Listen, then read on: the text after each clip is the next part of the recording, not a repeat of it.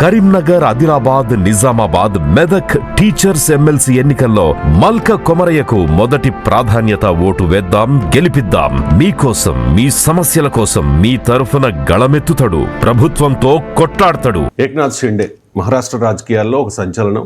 శివసేన పార్టీని రెండుగా చీల్చేసి భారతీయ జనతా పార్టీ సపోర్ట్తో సీఎం అయ్యారు. ఇప్పుడు డిప్యూటీ సీఎంగా ఉన్నారు. ఒక కామెంట్ చేశారు సార్, ఈ మధ్యకాలంలో సీఎం ఫడ్నవీస్కి తనకి ఏదో చెడింది అని ప్రచారం జరుగుతున్న నేపథ్యంలో 2022లో నన్ను చాలా తేలిగ్గా తీసుకున్నారు, ఇప్పుడు తేలిగ్గా తీసుకోవద్దు, తేలిగ్గా తీసుకుంటే అప్పుడు ఏం జరిగిందో చూశారు కదా, ఇది అర్థం కావాల్సిన వాళ్ళకి అర్థమైతే మంచిది అంటూ కామెంట్ చేశారు సార్. సో ఈ మహారాష్ట్ర రాజకీయాల్లో జరుగుతున్న పరిణామాల మీద మీ కామెంట్. అది అర్థం కావాల్సింది బీజేపీకి అని చెప్పడమే. ఎందుకంటే బీజేపీ మిత్రపక్షాలతో వ్యవహరించే తీరు ఏంటి అనేది ఇక్కడ సెంట్రల్ పాయింట్. ఏక్నాథ్ షిండే 2022లో బీజేపీకి అవసరం వచ్చాడు. ఎందుకంటే అప్పుడు బీజేపీ ప్రభుత్వం లేదు, శివసేన, కాంగ్రెస్, ఎన్సీపీలతో కూడిన మహావికాస్ అఘాదీ ప్రభుత్వం ఉంది. ఆ ప్రభుత్వము 2022లో ఉంది. 2024 ఎన్నికలలోగా ఆ ప్రభుత్వం కనుక కూలకపోతే తమకు 48 సీట్లున్న మహారాష్ట్రలో నష్టం జరుగుతుందని బీజేపీ భావించింది. అఫ్కోర్స్ బీజేపీ ప్రభుత్వం వచ్చింది కూడా 45 సీట్లలో 17 గెలుచుకున్నది, వేరే విషయం. కానీ ఒక ప్రయత్నం ఏంటంటే 2022లో శివసేనను చీల్చింది. శివసేనను చీల్చినప్పుడు మీకు ఏక్నాథ్ షిండే బీజేపీకి ఉపయోగపడి ఏక్నాథ్ షిండే ఒక పొలిటికల్ ఈడియం అయ్యాడు.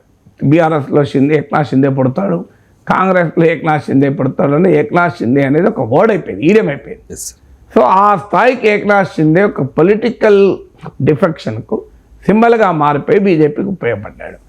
కానీ 2022లో ఉపయోగపడ్డాక వాస్తవంగా అప్పుడు కూడా బీజేపీకి మెజారిటీ ఉండేది.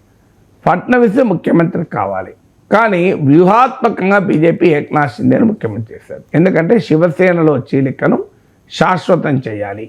శివ సైనికుడు ముఖ్యమంత్రి సీట్లో కూర్చుంటే శివసేన రెండుగా విడిపోతుంది. శివ సైనికుడు ముఖ్యమంత్రి సీట్లో కూర్చోకపోతే అది ఉద్ధవ్ ఠాక్రేకి ఆయుధం అవుతుంది. ఎందుకంటే ఉద్ధవ్ ఠాక్రే వాదన ఏంటి, శివ సైనికుడే ముఖ్యమంత్రి సీట్లో కూర్చోవాలని. ఎప్పుడైతే ఏక్నాథ్ షిండే ఆ సీట్లో కూర్చొని బీజేపీ పక్కకు నిలబడ్డదో ఉద్ధవ్ ఠాక్రేకి నరేటివ్ పోయింది. ఉద్ధవ్ ఠాక్రే ఏం చెప్పాడు ఇప్పటిదాకా, శివ సైనికుడు బాలాసాహెబ్ ఠాక్రే అనుచరుడు మహారాష్ట్ర ముఖ్యమంత్రిగా ఉండాలి అని. అప్పుడు ఏక్నాథ్ షిండే ఉంటే తప్పేంటి, ఉద్ధవ్ ఠాక్రే ఉండాలని రూల్ ఏంటి? మన చిన్నప్పుడు పల్లెటూరులో దొరికిన పాలు ఇప్పుడు సిటీలో దొరకటం లేదు. మా ఇంట్లో దీని గురించి మాట్లాడుకుంటున్నప్పుడు కంట్రీ డిలైట్ గురించి తెలిసి ఉన్నత ప్రమాణాలు ఉన్న ల్యాబ్స్ లో టెస్ట్ చేయించి రోజు రిపోర్ట్స్ ని యాప్ లో అప్డేట్ చేస్తారు. వాళ్ళ విధానాలు చూసి సంతృప్తి చెంది ఇలా రికమెండ్ చేస్తున్నాను. ఇప్పుడే కంట్రీ డిలైట్ యాప్ ని డౌన్లోడ్ చేసుకోండి. Download the Country Delight app now. Uddhav Thackeray Balasaheb Thackeray కొడుకైతే సరిపోతుందనే ప్రశ్న మొదలైంది. అందువల్ల బీజేపీ వ్యూహాత్మకంగా ఏక్నాథ్ షిండేను ముఖ్యమంత్రి చేసింది. దేవేంద్ర ఫడ్నవీస్ ఉప ముఖ్యమంత్రిగా ఉండమంటే మొదట్లో అంగీకరించలే. అధిష్టానం ఆదేశం మేరకు అంతకుముందు ముఖ్యమంత్రిగా చేసిన వ్యక్తి, 5 ఏళ్ళు ముఖ్యమంత్రిగా చేసిన వ్యక్తి ఏక్నాథ్ షిండే ప్రభుత్వంలో డిప్యూటీ చీఫ్ మినిస్టర్ అయ్యాడు. ఇప్పుడు ఆ తర్వాత జరిగిన పరిణామం ఏంటి, అక్కడితో ఆగుంటే స్టోరీ షిండే ఆనందంగా ఉండేవాడు. కానీ షిండేను పవర్ను తగ్గించే రీతిలో అజిత్ పవార్ను మళ్ళీ శరద్ పవార్ గ్రూప్ నుంచి చీల్చి తన వైపు తిప్పుకున్నారు. అజిత్ పవార్ కూటమిలో ఎన్డీఏలో చేరడానికి షిండే వ్యతిరేకించాడు. కానీ అజిత్ పవార్ను కూడా పట్టుకొచ్చారు. అజిత్ పవార్ను కూడా తీసుకొచ్చి అజిత్ పవార్ను కూడా ఉప ముఖ్యమంత్రి చేసే వరకు ఏక్నాథ్ షిండే ప్రాబల్యం ఏక్నాథ్ షిండే క్యాబినెట్లో మిత్రపక్షంగా శివసేనకు ఉన్న ప్రత్యేక స్థానం పోయింది. బీజేపీకి ఇప్పుడు 2 మిత్రపక్షాల ఛాయిస్ వచ్చేసింది, అన్నమం ఛాయిస్ లేదు. సో ఏక్నాథ్ షిండే దాన్ని అంగీకరించలేదు అజిత్ పవార్ రావడాన్ని. కానీ బీజేపీ ఒత్తిడి మేరకు ఒప్పుకోక తప్పలేదు. 2024 లోక్సభ ఎన్నికల్లో ఓడిపోయాక కూడా 2024 లోక్సభ ఎన్నికలు ఎవరి పేరిట జరిగాయి, మోడీ పేరిట జరిగాయి. మోడీ నాయకత్వంలో ఎన్నికలు జరిగాయి. మోడీ నాయకత్వంలో ఎన్నికలు జరిగితే 30 సీట్స్ ఇండియా కూటమికి వచ్చాయి. బీజేపీకి వచ్చినాయి మీకు ఓన్లీ 17 సీట్స్, 30-31 బీజేపీ ఇతర పార్టీలకు వచ్చాయి. దీంతో మోడీ నాయకత్వంలో పోయిన ఎన్నికల్లో బీజేపీ ఓడిపోయింది. కానీ తర్వాత ఏక్నాథ్ షిండే నాయకత్వంలో అసెంబ్లీ ఎన్నికలు జరిగితే గెలిచింది. అందుకే ఏక్నాథ్ షిండే వాదన ఏంటంటే నెంబర్తో సంబంధం లేదు, ఇది నేను ముఖ్యమంత్రిగా నా ఇమేజ్ ఆధారంగా ఈ ఎన్నికలకు వెళ్ళాం, మోడీ ఇమేజ్ ఆధారంగా వెళ్ళిన ఎన్నికలు ఓడిపోయాం, నా ఇమేజ్ ఆధారంగా పోయిన ఎన్నికలు గెలిచాం కనుక నేనే ముఖ్యమంత్రి కావాలని ఆయన మళ్ళీ పట్టుబట్టాడు.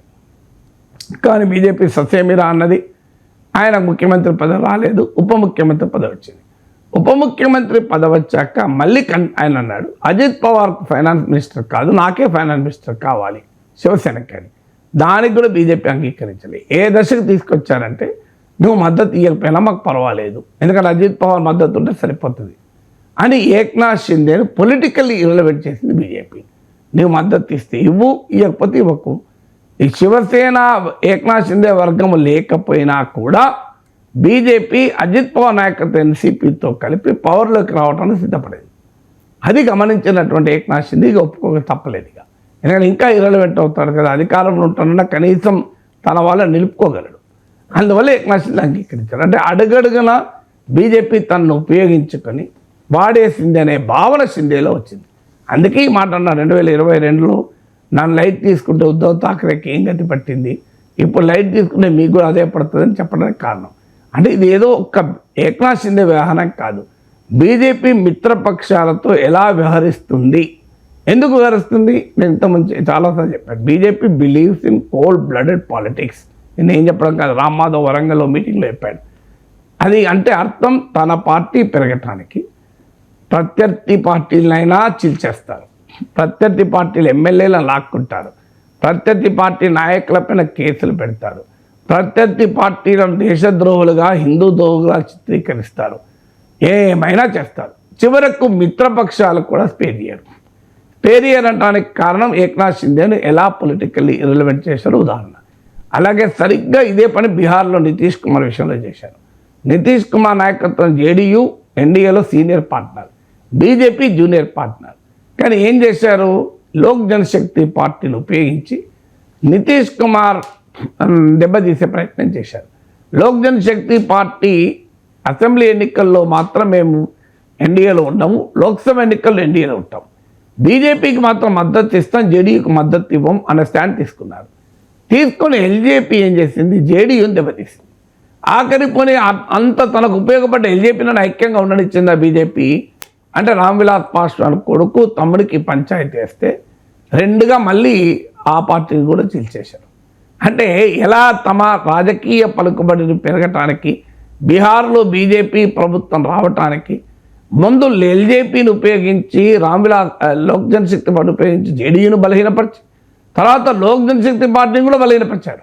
దాంట్లో కూడా రామ్ విలాస్ పాస్వాన్ తమ్ముడు ఒకవైపు వెళ్ళాడు, కొడుకు ఒకవైపు వెళ్ళాడు. మొదలు తమ్ముడిని దగ్గర తీశారు, తర్వాత మళ్ళీ కొడుకుని దగ్గర తీశారు, ఇప్పుడు కొడుకు మంత్రిగా ఉన్నాడు. సో ఇలా బీజేపీ తన రాజకీయ అవసరాలకు ప్రయోజనాలకు ఎట్టి పరిస్థితుల్లో మిత్రపక్షం కూడా స్పేర్ చేయదు. ఇప్పుడు ఆంధ్రప్రదేశ్లో మనం చూడడం లేదా, తెలుగుదేశం పార్టీ కాకపుట్టిస్తోంది కదా, పవన్ కళ్యాణ్తో సాన్నిహిత్యము, చిరంజీవితో దౌత్యము, జూనియర్ ఎన్టీఆర్తో ముచ్చట్లు, ఇవన్నీ దేనికి సంకేతం? తెలుగుదేశం పార్టీ కాకపుట్టించారు, తెలుగుదేశం ఫీల్ అవుతలేదు ఆ కాక, అదే విషయం. తెలుగుదేశం నాకేం కాదనుకుంటుంది, కానీ ఇప్పుడు బీహార్లో మహారాష్ట్రలో ఏం జరిగిందో అదే జరుగుతుంది ఇక్కడ కూడా. సో తెలివిగా వ్యూహాత్మకంగా మిత్రపక్షాలను కూడా కట్ చేస్తుంటుంది బీజేపీ. అది షిండే భరించలేకపోయాడు.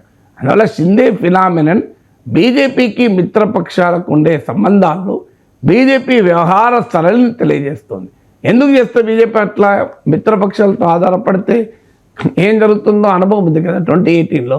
అప్పటిదాకా ప్రత్యేక హోదా ఇవ్వకపోయినా మంచిదే, ప్రత్యేక ప్యాకేజ్ సరిపోతుంది, ప్రత్యేక ప్యాకేజ్ హోదా కన్నా చాలా గొప్పది, అరుణ్ జైట్లీ కృతజ్ఞతలు చెప్తూ ఆంధ్రప్రదేశ్ అసెంబ్లీ తీర్మానాలు చేసి, మోడీ కృతజ్ఞతలు చెప్తూ తీర్మానాలు చేసి, వన్ ఫైన్ మార్నింగ్ మోడీకి ఓడిపోతాడేమో అంచనాకు వచ్చి బీజేపీతో తెగదెంపులు చేసుకొని నానా బీభత్సంగా బీజేపీ పైన మోడీ పైన చంద్రబాబు అటాక్ చేశాడు. అందువల్ల మిత్రపక్షాల దయాదాక్షిణ్యాలపైన బీజేపీ ఉండదలుచుకోలేదు. మిత్రపక్షాలు బ్లాక్మెయిల్ చేస్తుంటే చూస్తూ ఊరుకోదలుచుకోలేదు బీజేపీ. అందువల్ల బీజేపీ తన పార్టీ పెరగాలని కోరుకుంటుంది. ఎందుకంటే చంద్రబాబు నాయుడు, నితీష్ కుమార్, ఏక్నాథ్ షిండేలు బ్లాక్మెయిల్ చేస్తుంటే చూస్తూ ఊరుకోవాలి వాళ్ళు. అందువల్ల బీజేపీ ఆలోచన ఎలా ఉంటుందంటే సోల్ ప్రొప్రైటోరియల్ కన్సర్న్ పార్ట్నర్షిప్ ఫామ్లు పెద్దగా బీజేపీకి ఆకర్షణ అవసరాన్ని బట్టి పార్ట్నర్షిప్ ఫామ్లు పెట్టుకుంటారు తప్ప సోల్ ప్రొప్రటోరియల్గా ఉండాలని చూస్తారు. అందులో భాగంగానే ఇప్పుడు మహారాష్ట్రలో జరుగుతున్న పరిణామాలు.